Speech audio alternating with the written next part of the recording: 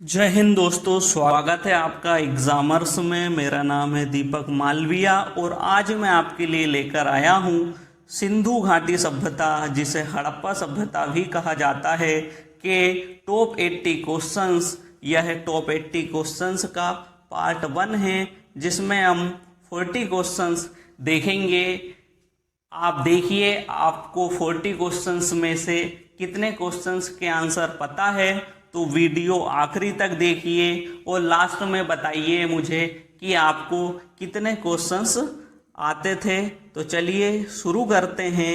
आज का हमारा पहला क्वेश्चन है, सिंधु घाटी सभ्यता का उत्खनन करने वाला प्रथम पुरातत्वविद जो इसके महत्व को नहीं समझ पाया था। यूपीएससी 2014 में पूछा गया है, तो इसका आंसर है अलेक्जेंडर कनिंघम। अलेक्जेंडर कनिंघम ने 1853 से 1856 के मध्य इस क्षेत्र का उत्खनन किया, लेकिन वह सिंधु घाटी सभ्यता का पता नहीं लगा सके। अगला प्रश्न है, सिंधु घाटी सभ्यता का भारत में सबसे बड़ा स्थल कौन सा है? भारत में सिंधु सभ्यता का सबसे बड़ा स्थल है राखी गढ़ी। राखी गढ़ी का उत्खनन सूरजमान ने 1969 में किया है और यह घग्गर नदी के किनारे पर है। घग्गर नदी को सरस्वती नदी भी कहा जाता है और इसकी वर्तमान जो लोकेशन है वह हिसार, हरियाणा है। राखी गढ़ी हरियाणा राज्य में स्थित है। अगला प्रश्न है, सिंधु सभ्यता के विकसित अवस्था में निम्नलिखित में से किस स्थल से घरों में कुआं के अवशेष मिले हैं? तो कुआं के अवशेष मिले हैं मोहनजोदाड़ो से। मोहनजोदाड़ो से स्वास्तिक चिन्ह के भी अवशेष मिले हैं। इस प्रकार स्वास्तिक चिन्ह बनाया जाता है, इसके अवशेष भी मोहनजोदड़ो से मिले हैं।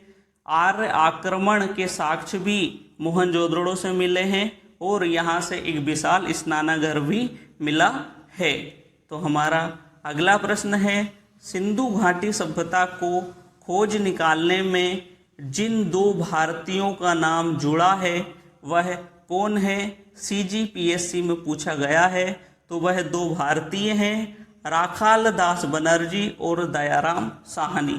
दयाराम साहनी ने 1921 में हड़प्पा की खोज की थी और राखाल दास बनर्जी ने 1922 में मोहनजोदाड़ो की खोज की थी। अगला प्रश्न है, सिंधु घाटी सभ्यता किस युग से संबंधित है? तो सिंधु घाटी सभ्यता आग ऐतिहासिक युग से संबंधित है। अगला प्रश्न है, सिंधु सभ्यता के लोग किस देवता की पूजा करते थे? यूकेपीसीएस 2008 में पूछा गया है, तो देवता है पशुपति महादेव। यह पशुपति देवता महादेव के एक रूप हैं। अगला प्रश्न है, निम्नलिखित पशुओं में से किस एक का हड़प्पा संस्कृति में पाई गई मुहरों और टेराकोटा कलाकृतियों में निरूपण नहीं हुआ है? यूपीएससी 2011 में पूछा गया है, तो इसका आंसर है गाय। गाय का निरूपण मुहरों पर नहीं किया गया है। अगला प्रश्न है, हड़प्पा संस्कृति के संदर्भ में शैलकृत स्थापत्य के प्रमाण कहाँ मिले हैं? तो इसका सही आंसर है धौलावीरा। धौलावीरा से शैलकृत स्थापत्य के प्रमाण मिले हैं। धौलावीरा का उत्खनन रविंद्र सिंह बिष्ट ने 1990-91 में किया था और इसकी वर्तमान स्थिति है कच्छ, गुजरात। हमारा अगला प्रश्न है, हड़प्पा कालीन सभ्यता के सबसे अधिक संभावित प्रणेता कौन है? तो सबसे अधिक संभावित प्रणेता है द्रविड़ अथवा भूमध्य सागरीय। अगला प्रश्न है, निम्न स्थानों में से किस एक स्थान पर सिंधु घाटी सभ्यता से संबंधित वृषभ मुद्रा प्राप्त हुई थी? राजस्थान पीएससी 2008 में पूछा गया है ये। तो वृषभ मुद्राएं मोहनजोदड़ो से प्राप्त हुई थी। मोहनजोदड़ो को सिंध का बाग या सिंध का नखलिस्तान भी कहा जाता है, ये भी याद रखिएगा आप। अगला प्रश्न है, मृण पट्टिका पर उत्कीर्ण सिंह युक्त देवता की कृति प्राप्त हुई है। यूपीपीसीएस 2010 में पूछा गया है। तो सिंह युक्त देवता की कृति कालीबंगा से प्राप्त हुई है और कालीबंगा का उत्खनन अमलानंद घोष ने किया है और ये घग्गर नदी के किनारे पर है और इसकी वर्तमान लोकेशन हनुमानगढ़ राजस्थान है। तो यह कालीबंगा के क्वेश्चंस हैं जो पूछे जा सकते हैं। तो हमारा अगला प्रश्न है, बिना दुर्ग का एकमात्र सिंधु नगर कौन सा है? यह प्रश्न एसएससी ग्रेड 2006 में पूछा गया है। तो बिना दुर्ग का एकमात्र सिंधु नगर चन्हुदड़ो है। चन्हुदड़ो का उत्खनन अर्नेस्ट मेके और एम.जी. मजूमदार ने 1935 में किया था और यह सिंध पाकिस्तान में स्थित है।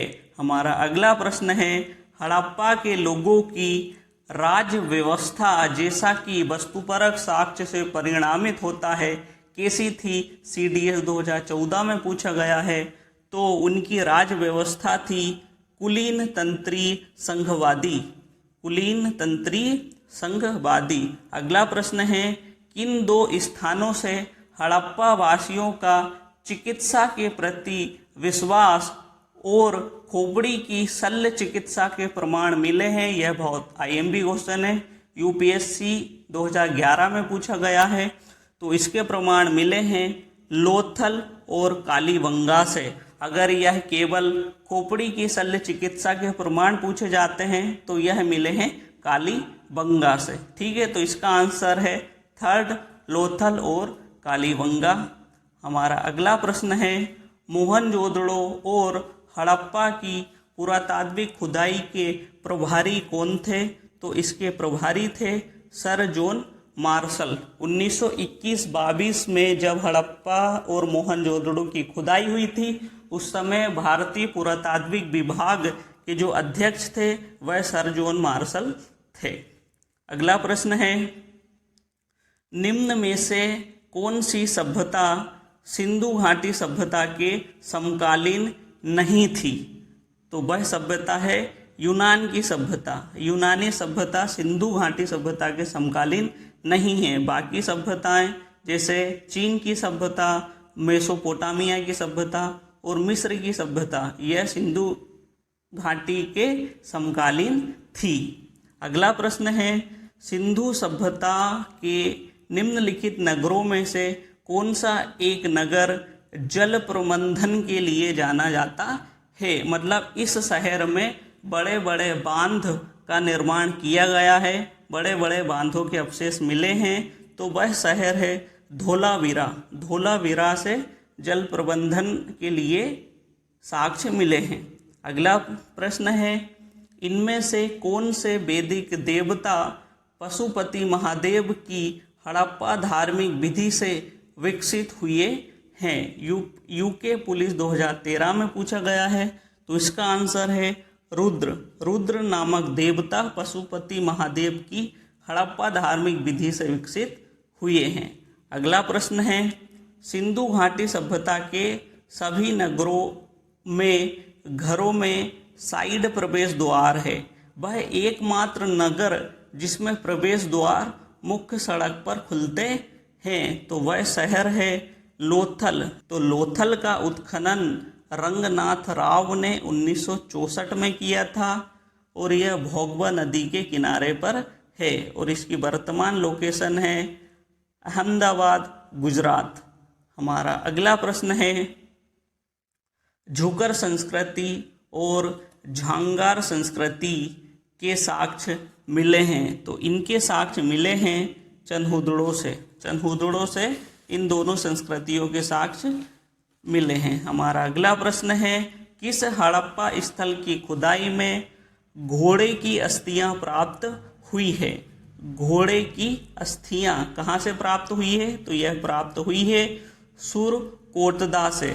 सुरकोटदा का उत्खनन जगपति जोशी ने 1964 में किया था और यह सरस्वती नदी के किनारे पर है और इसकी वर्तमान स्थिति है कच्छ, गुजरात। तो हमारा अगला प्रश्न है, हड़प्पा सभ्यता के संबंध में सबसे पहले जानकारी किसके द्वारा दी गई थी? तो हड़प्पा के संबंध में सबसे पहली जानकारी चार्ल्स मेसन ने 1826 में दी थी। 1826 में इन्होंने सिंधु घाटी क्षेत्र में ईंटों के बड़े बड़े टीलों की खोज की थी। वही सर्वप्रथम साक्ष्य है इस सभ्यता के बारे में। तो हमारा अगला प्रश्न है, स्थापित सिंधु घाटी सभ्यता जिन नदियों के तट पर बसी थी वे थी, तो इसके वह थी सिंधु नदी के किनारे पर भी थी, चेनाब के किनारे पर भी थी और झेलम के किनारे पर थी। गंगा नदी के किनारे पर नहीं थी। तो इसका सही आंसर है ए, बी और सी। तो हमारा अगला प्रश्न है, चांदी के मुकुट की प्राप्ति किस हड़प्पाई स्थल से हुई थी? तो चांदी के मुकुट की प्राप्ति हुई थी कुनाल से। हमारा अगला प्रश्न है, सिंधु घाटी सभ्यता का तोरण द्वार किसे कहा जाता है? तोरण द्वार को प्रवेश द्वार भी कहा जाता है। तो इसका प्रवेश द्वार या तोरण द्वार है हड़प्पा, क्योंकि सिंधु घाटी सभ्यता की खोज का प्रारंभ हड़प्पा से ही हुआ था। अगला प्रश्न है, रेडियो कार्बन पद्धति के अनुसार हड़प्पा सभ्यता का समय निर्धारण किया गया है। तो इसका सही आंसर है 2350 से 1750 जो टाइम निर्धारित किया है वह रेडियो कार्बन पद्धति के अनुसार किया है। और सर जॉन मार्शल के अनुसार जो इसका समय है वह है 3250 से 2750 ईसा पूर्व। और एनसीईआरटी के अनुसार जो इसका समय निर्धारण किया गया है वह है 2500 से 1800 ईसा पूर्व। अगला प्रश्न है, हड़प्पा सभ्यता के अंतर्गत गोदावरी घाटी में विकसित सभ्यता का क्षेत्र क्या था? तो यूपी पीसीएस फॉरेस्ट में ये पूछा गया है कि गोदावरी घाटी में विकसित सभ्यता का क्षेत्र कौन सा था? तो इसका क्षेत्र था दैमाबाद। अगला प्रश्न है, सिंधु घाटी सभ्यता का अब तक का खोजा गया सबसे प्राचीन नगर कौन सा है?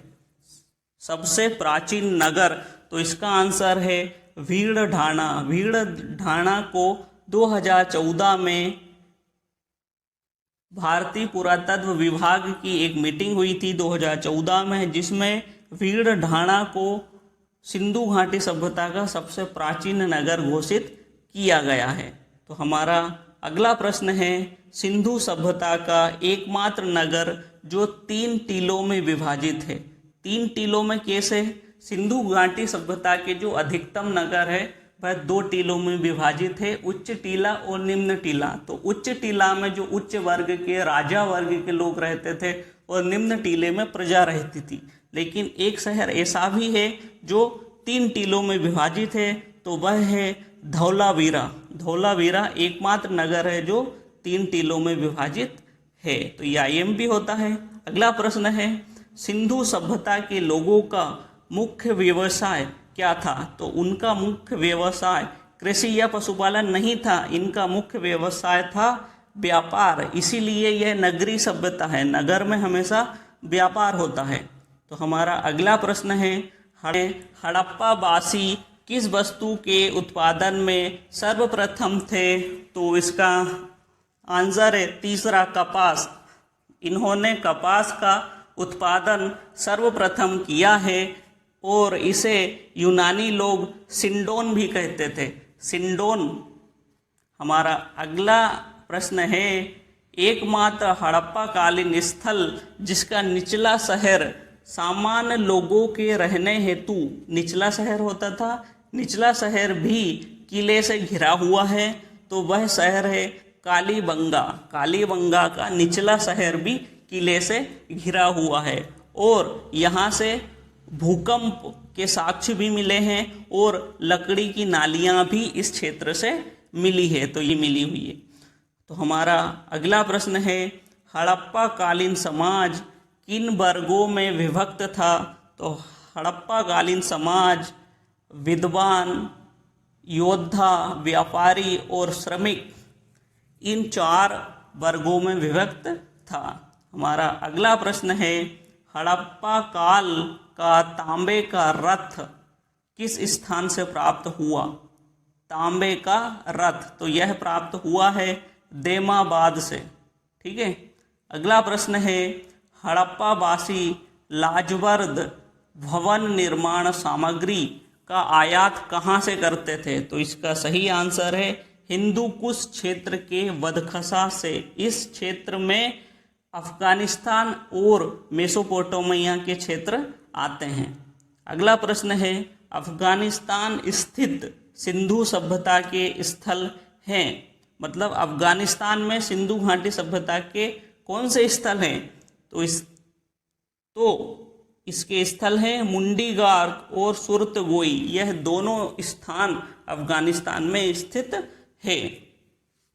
अब तक सिंधु घाटी सभ्यता के लगभग 1400 स्थानों की खोज हो चुकी है, जिसमें से भारत में 925 स्थान मिले हैं और पाकिस्तान में 475 और अफगानिस्तान में केवल 2 स्थान ही मिले हैं, मुंडीगार्क और सुरतगोई। इसलिए ये बहुत आईएमपी बन जाते हैं, तो याद रखिएगा मुंडीगार्क और सुरतगोई। अगला प्रश्न है, कौन कौन से नगर सिंधु सभ्यता के बंदरगाह, जिन्हें गोदीबाड़ा कहा जाता है, थे? मतलब सिंधु घाटी सभ्यता के बंदरगाह कौन कौन से थे? तो इसका आंसर है सभी, मतलब लोथल, सुतकांगेडोर, अल्लाहदीनो, बालाघाट और कुंतासी, यह सभी बंदरगाह हैं। तो हमारा अगला प्रश्न है, सिंधु सभ्यता का सबसे छोटा स्थल कौन सा है? याद रखिएगा सिंधु सभ्यता का सबसे छोटा स्थल, ये बहुत आईएमपी हो जाता है, कौन सा है? इसका सही आंसर है अल्लाहदीनो।